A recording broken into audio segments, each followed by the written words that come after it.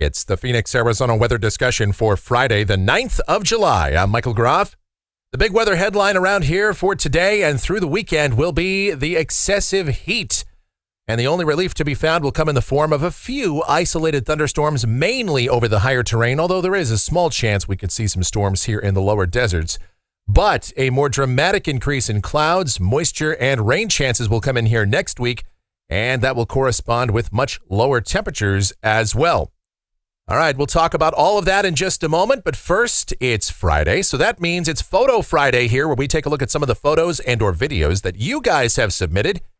And first up, it's been a while since we've done this. We're going international, thanks to Mike and Zane for sending in these pictures from Brisbane, Australia. And yes, it's winter down there, but it sure doesn't look all that cold in these pictures, does it?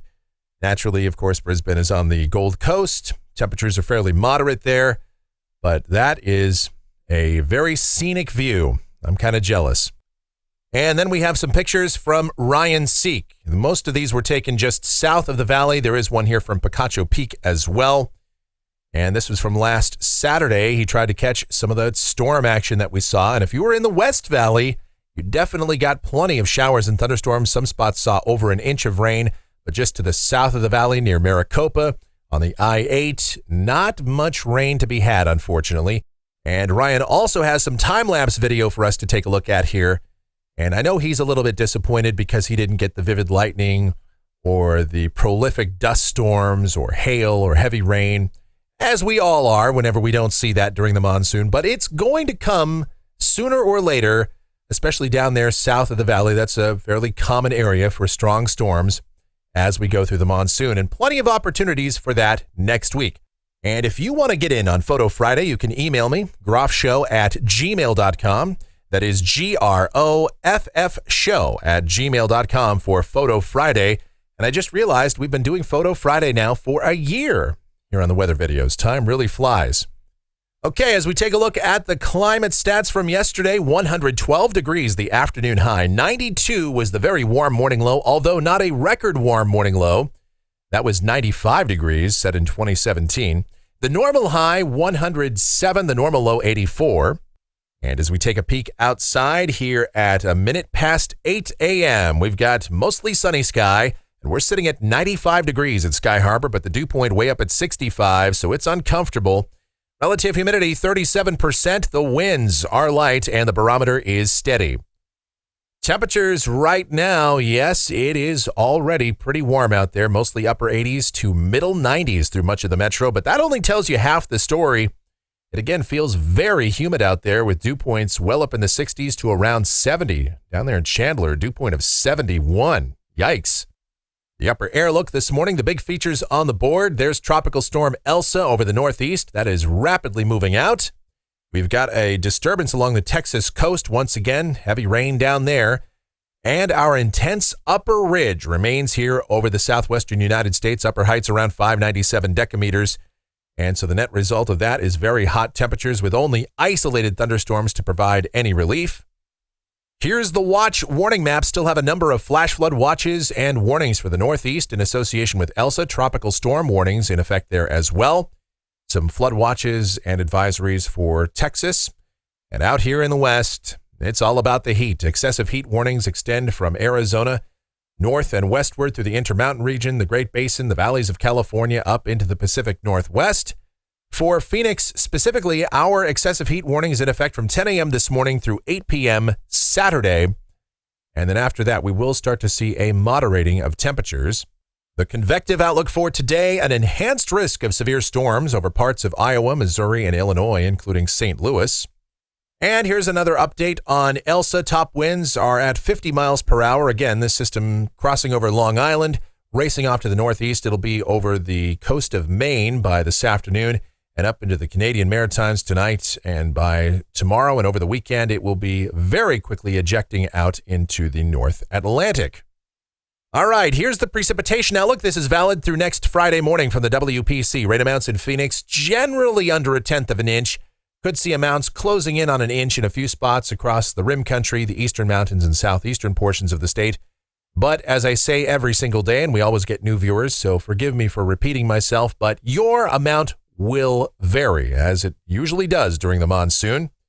Speaking of the monsoon and everything associated with that, let's talk about what's going on in more detail as we get to modeling. Here we go. This is the GFS, the 06Z run, valid at 2 o'clock this afternoon. There's our 597 heat dome out here across the west. An easterly flow aloft, that's the good news, but the ridge is so intense that shower and thunderstorm activity will be somewhat stifled today. So down at the surface, sunny this morning, some clouds by this afternoon. Widely scattered showers and thunderstorms will develop over the mountains, and a few of those will try to make it into the lower deserts. But I just think the mid-levels of the atmosphere are too warm and stable to support convection around Phoenix this afternoon.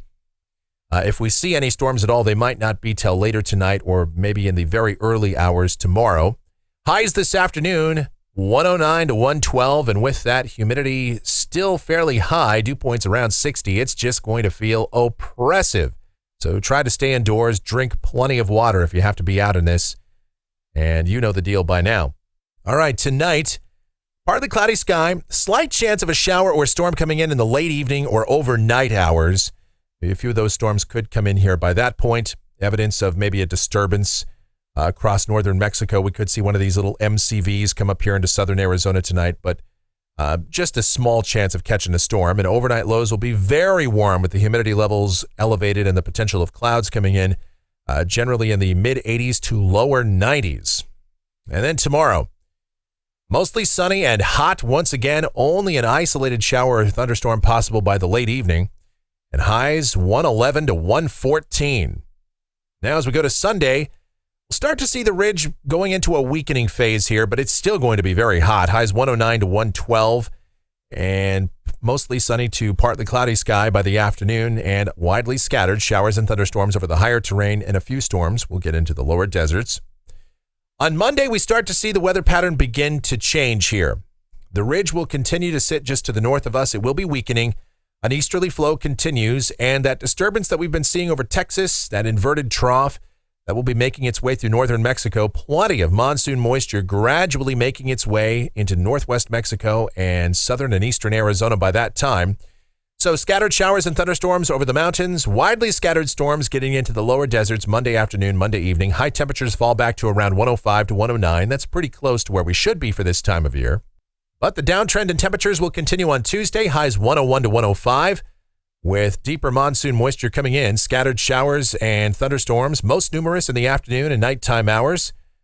And then on Wednesday and Thursday, just a broad brush forecast here. We'll have these periodic disturbances, hard-to-time features, plenty of moisture around, partly to mostly cloudy sky, warm and muggy, and high temperatures upper 90s to about 102 with a 40% chance of showers and storms each day. Of course, they will be most numerous in the afternoon and evening hours, but they could happen really just about any time and just about anywhere. All right, here's a week from today. This is Friday, the 16th of July. The GFS depicts a weakness in the ridge, this inverted trough still over the southwest, and that would leave us rather unsettled with scattered afternoon and evening showers and thunderstorms and temperatures remaining below average. Then, as we go out 10 days, this is Sunday, the 18th of July, high pressure near the Four Corners, monsoon ridge. So, scattered afternoon and evening showers and thunderstorms continue. High temperatures might warm up a couple of degrees, but humidity levels will remain elevated, as will those rain chances. Let's check out rainfall for Phoenix. This runs out through the 24th of July, coming off of the GFS ensemble. And the ensemble mean is up here around an inch. The control member is near an inch and a third. And you've got some individual members that are pushing over 2 inches of rain. I don't know about that. But the clear message from the models here is that we will see more active weather next week and cooler temperatures as well. And speaking of those temperatures, checking that out off of the European ensemble, yes, it's going to be hot this weekend. It's got us at 112 tomorrow. We could very well be warmer than that.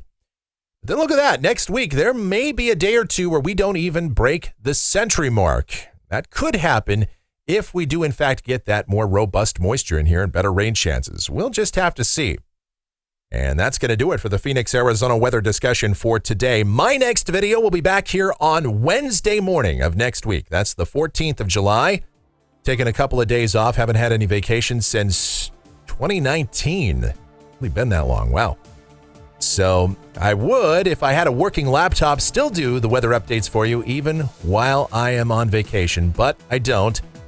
It is in the budget, but not for a while. Groffshow@gmail.com is my PayPal address if you want to contribute to the laptop fund so I can still work even while on vacation, because that's just the kind of guy I am. In any event, your comments, questions, and suggestions are always encouraged as well. And if you enjoy these videos, be sure to subscribe, like, share, and click that notification bell so that whenever we do post a brand new video, you will get notified. I thank you so very much for watching. It is greatly appreciated. You guys be safe, stay cool and hydrated out there. It's going to be extra hot this weekend. Have yourselves a great Friday, a wonderful weekend, and I'll see you back here on Wednesday.